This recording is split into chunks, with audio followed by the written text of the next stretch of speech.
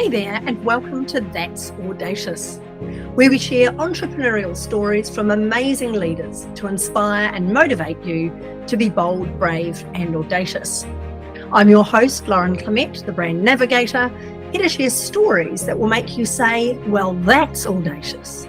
Hello and welcome to another That's Audacious episode. I am so excited to be interviewing our amazing guest today, the fabulous Katrena Friel.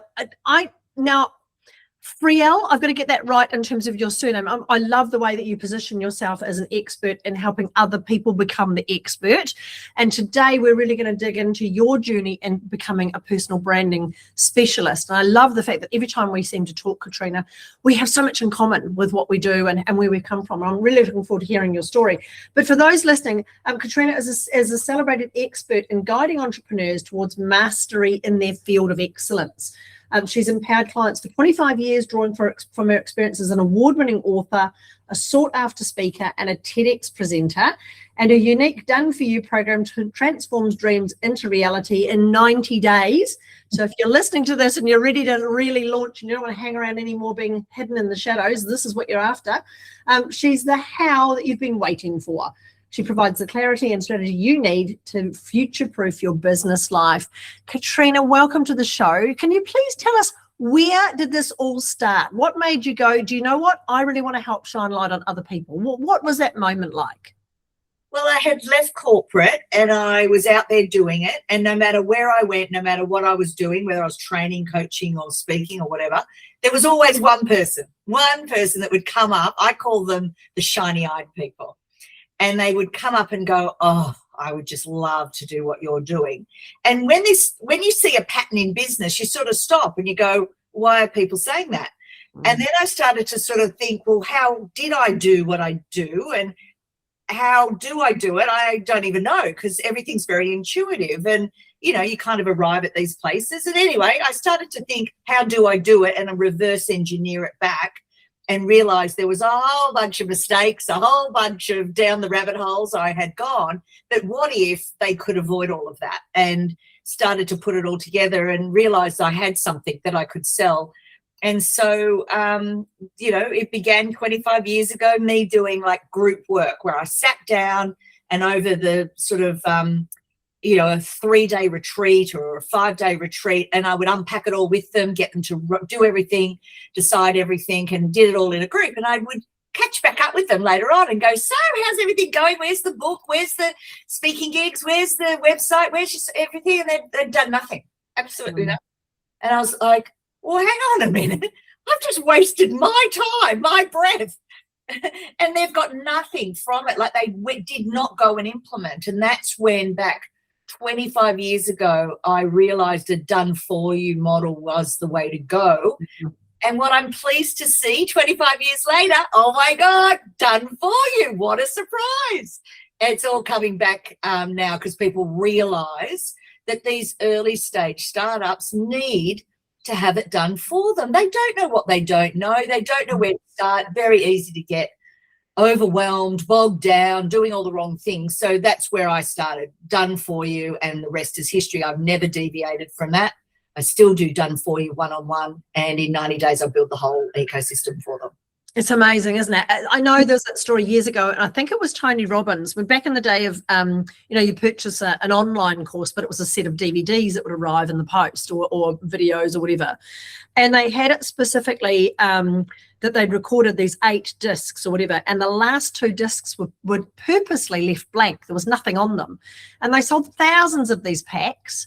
And at the end of about a month or so, guess how many people called them up to say there's nothing on, disc 7 and 8 are blank, can you please send me the proper stuff?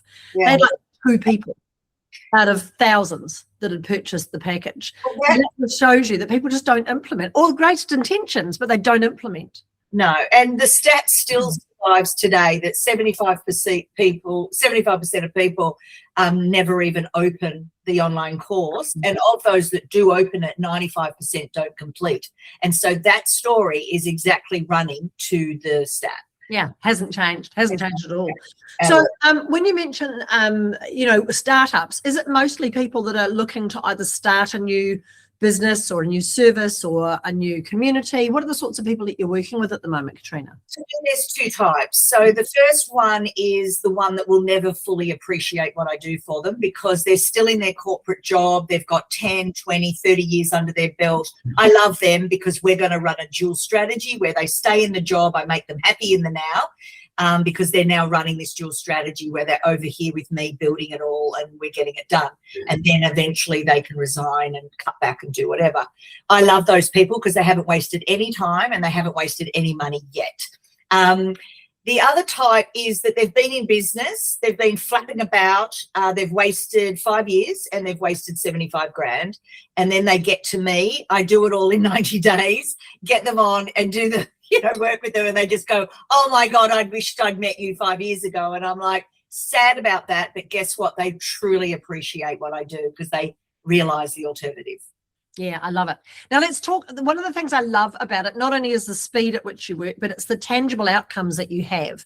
So there's a lot of people out there, when you think personal branding, they go, well, I'll design you a logo, or I'll come up with your colors, or I'll create you a wardrobe, or I'll do some photography for you, or I might build you a website. Yours is all encompassing. So yours is very strategic, very much a process where you tick these things and move on to the next stage. So you're getting stuff done as you go through. What do people end up with at the end, Katrena? What do they walk away with? So day one is all about the whole business plan, what I'm building, why I'm building it, where the money is, where the money isn't.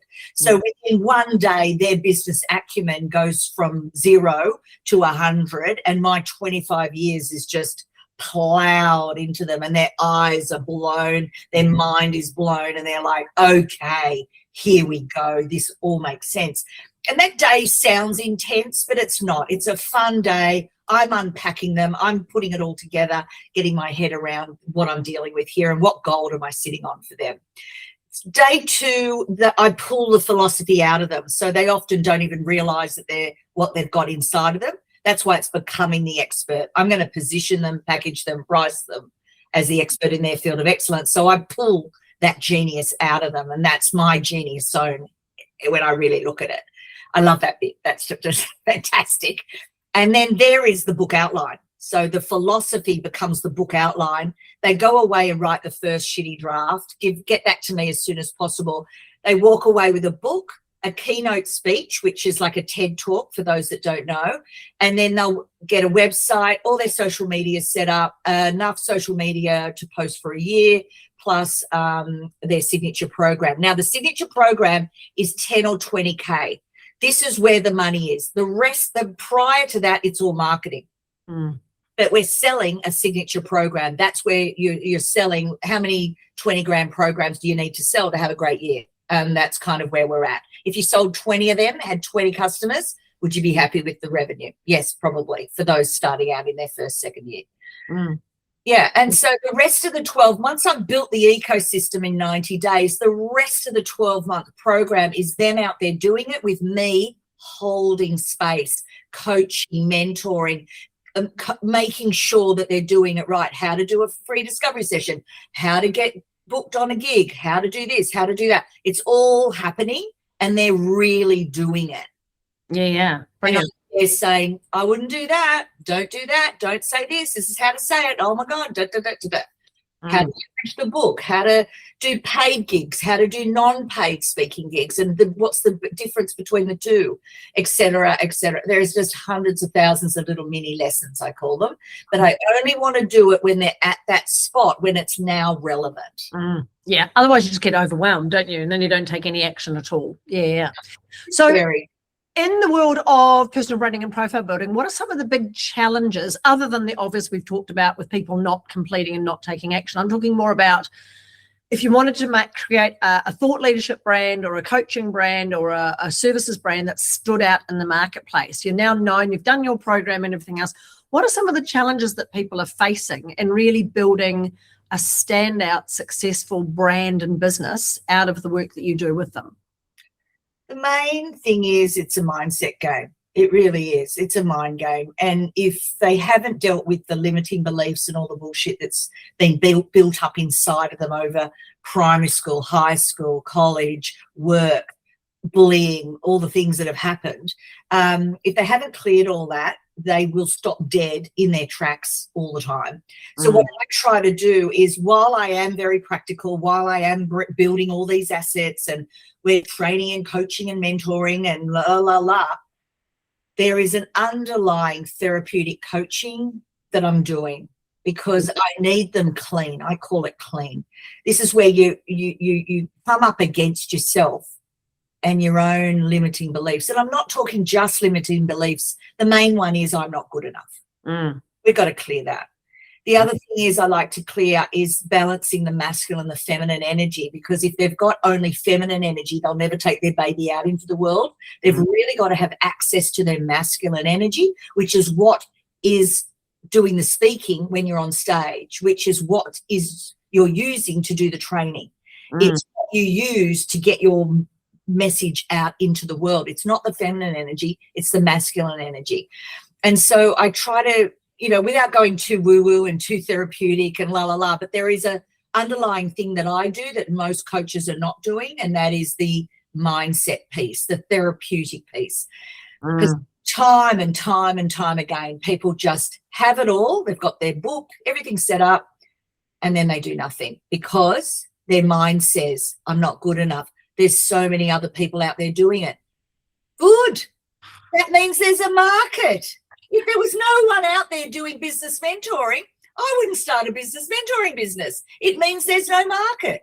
But because there's thousands and thousands, hundreds of thousands of people around the world doing what you do, fantastic. It means there's a big market. And business mentoring, nobody does it my way. That's my personal brand business that is personal to me. And that's what I want to create for you, and it's something unique. You have your own lane, but you're in a bigger lane. That's all there is. So is that the first step, do you think, that people need to do in order to master that mindset, is to find their lane? You can't, well, yes, I mean, we do that day one, but you can't do the therapeutic work prior to being in the business, because the business is going to trigger all the shit inside of you. So that's why we start. And within the 12 months of working with me, you will be triggered at all the levels. And that's great. You come to me and we do some work on that. So by the time you're actually alone and you're away from me, you've got all that clean and clear inside of you, and you can get on with it. Whereas that self-belief part of it is so important, isn't it, to understand the value that you have. You are listening to the That's Audacious podcast. If you like what you're hearing, there are loads of other episodes that have got amazing guests on them. Find us on any of your favorite podcast channels and like and subscribe to make sure you get the next episode.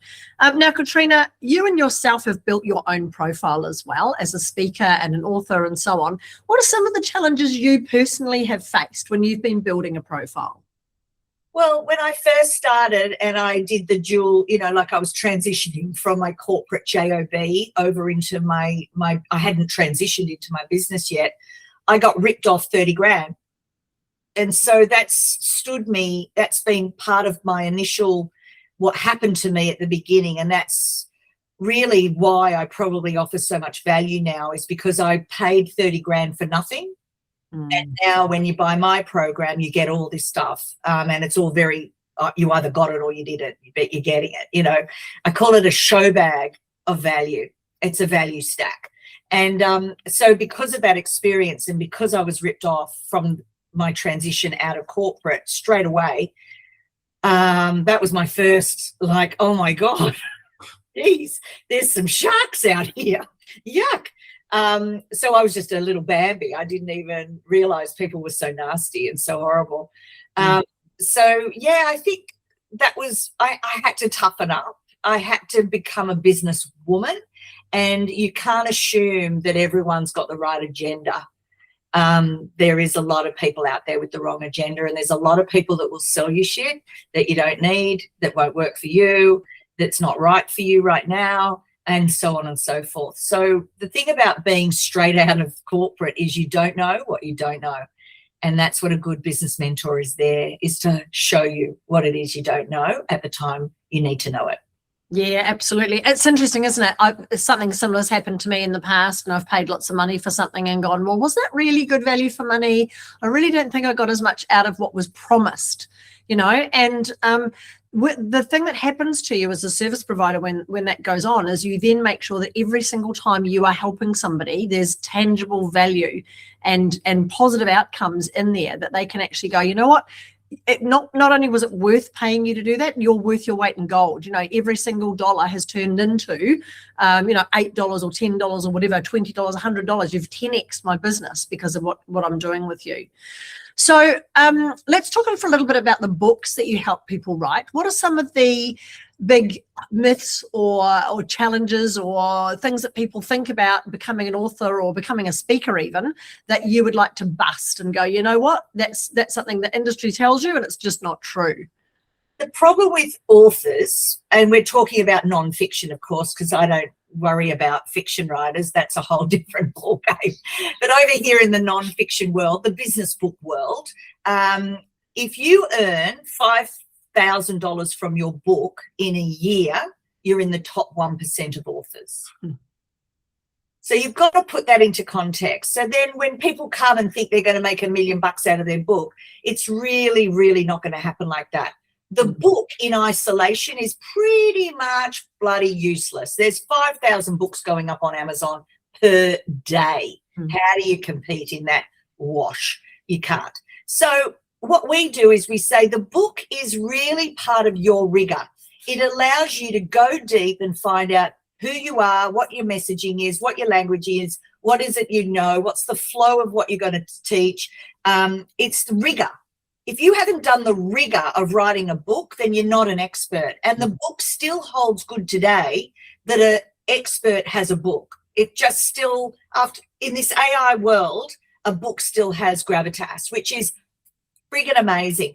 But in isolation, it's pretty much useless. It's just flopping around out there in Amazon world, and you're hoping to God somebody goes, oh my God, this book is incredible. I found it.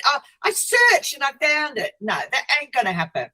So then you use your book. It positions you. It's a positioning statement. And so that's how we use it at Becoming the Expert, is it's a positioning statement.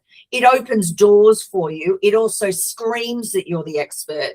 Whereas a lot of experts try and do it the other way around. They go and build the website, the signature program, the online program, and all the things, and then wonder why it's not doing much. It's because they're not positioned as the expert through what a book will give. So I'm still believing that. I'll argue that with pretty much anybody if they want to. But a book in isolation is basically useless. You've got to have the whole 7 streams of income included in that. And then the book, I don't really care if I give away the book. I use my particular book, this one book, Becoming the Expert, I use that in day 1 curriculum. So it's part of my day 1 value. And they walk away with the whole template. And other people sell them when they get off stage, like a T-shirt at a rock concert. And people want to, the reason they do that is they want to take a piece of you home. And so that's what the book is. And you sign it, you feel like Oprah for a second, and then they go home. The thing about that is 95% of the people will never read the book. What I want the objective to be is you walk away with a free discovery session. Then I can sell them something. If I don't have that, I have no control over the process whatsoever.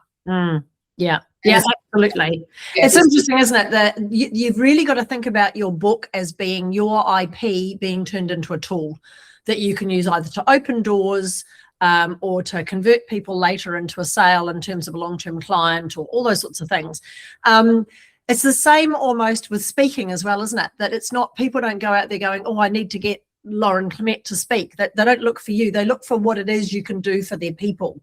And you need to have an approach or a unique method or something that they can take away well after the keynote and implement it into the workplace or into their community or whoever it is you're talking for, so that they implement that change. And it's got longer legs than just being you. Do you think that's one of the big things really in terms of, and I don't know what you think about the word thought leader, I know it's out there a lot and people sort of go, oh, you're a thought leader because you've been thinking a lot.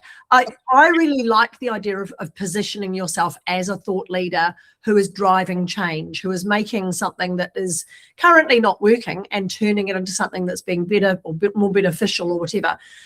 Do you think this is where people start to get their mind a little bit blown, that it's not just about becoming an expert, as you're talking about, but it's talking about becoming the go-to that people turn to for advice or expert commentary? Or when does that light start to go on that people go, oh, this is bigger than me? The minute you're positioned correctly. Yeah. So my book says position, package, price yourself correctly in your field of excellence. So the book positions you, the speaking positions you a certain way. Then it's all packaged up in your brand, your face, your name, your modality, your methodology, whatever it is. And then you're priced correctly, because again, a lot of what people do is they do the positioning and the packaging and then price yourself like a VW. Who wants to buy a VW? Everyone wants to buy the BMW. So we price you as a BMW as a reflection of where you sit, positioned and packaged in the marketplace.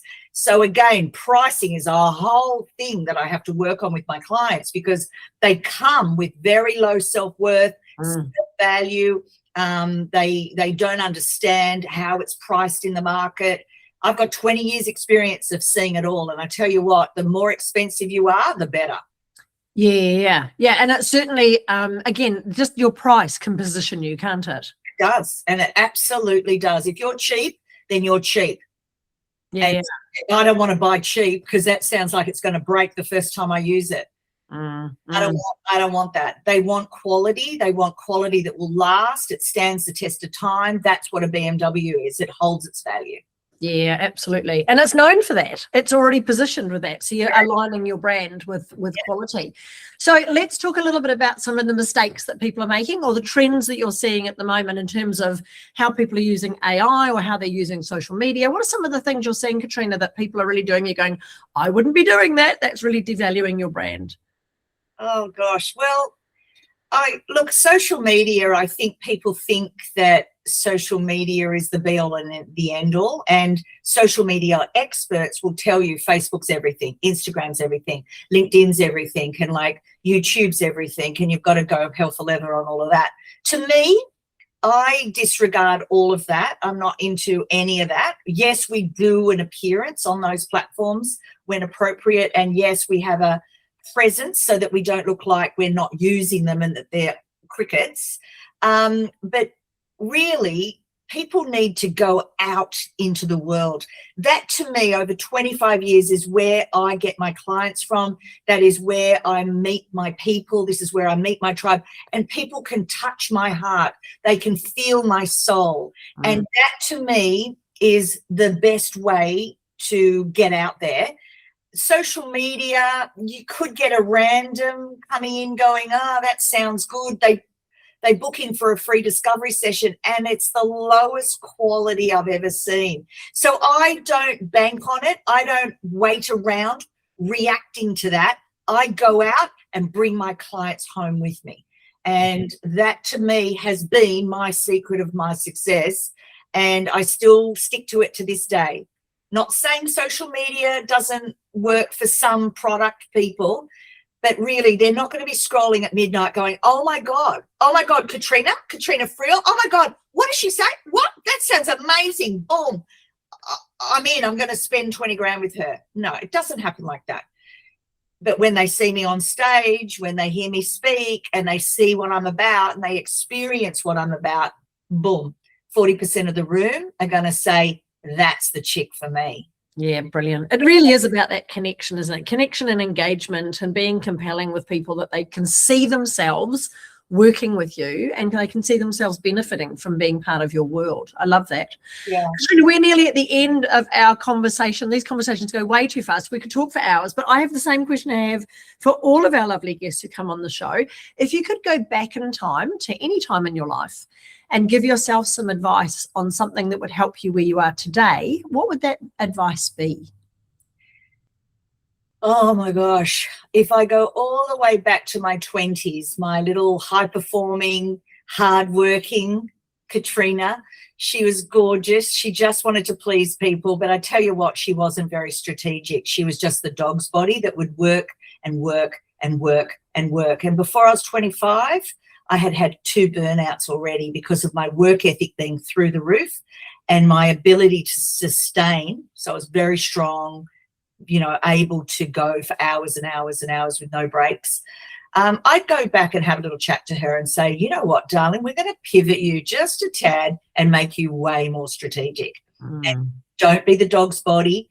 Get rid of the work and start to step up. Whereas because I was so good at the work, I had to stay where I was. And the only way for me to get out of that was to leave and get the next job up and up and up and up. And that's what I did. But if I'd known that concept of strategic positioning inside of every job, I would have done a lot less work, a lot less burnout, and I would have probably, I would have had a very different career. Yeah. Do you think it's that need to sort of try and be everything to everyone when you first step out and you just really struggle a little bit, flail about all over the place until you find your lane? Yeah, there's a bit of that. I just think I was just such a good worker and I just really wanted to be useful. And that still is my mantra today. So that's what drives me, is I just want to be really useful to people. But now I've found my little lane. I've found my little way that I'm going to do that in the world. And that just suits me perfectly because it gives me the variety I love. It gives me the people that I love. And it gives me all these different projects without having to build 95 businesses for myself, which is what I used to do in the beginning. I love it. Listen, if you've enjoyed listening to our discussion today, you can get in touch with the lovely Katrena Friel. Her company is called Becoming the Expert. You'll find the links below this interview, and you can book a free discovery session with Katrena to talk to her about where you want to position yourself as the expert and how to build a personal brand and build that profile to do exactly what she's done. Wouldn't you like to do that? That would be awesome. So book that session in with her, have a chat, and find out exactly how that might work for you. Katrena, it's been awesome to have you on the show. Thank you so much for joining us. I've so enjoyed our conversation, and I'm sure we'll be talking a lot more. You bet. I can't wait, Lauren. See you soon. Brilliant. Remember, guys, to get out there and be bold, brave, and audacious. Thanks so much for listening to the That's Audacious podcast. Remember, there's no place for modesty in business, and you do deserve to be well known, well paid, and wanted. For more episodes, please subscribe to the podcast on your favourite channel or follow us online. The links are in the description below.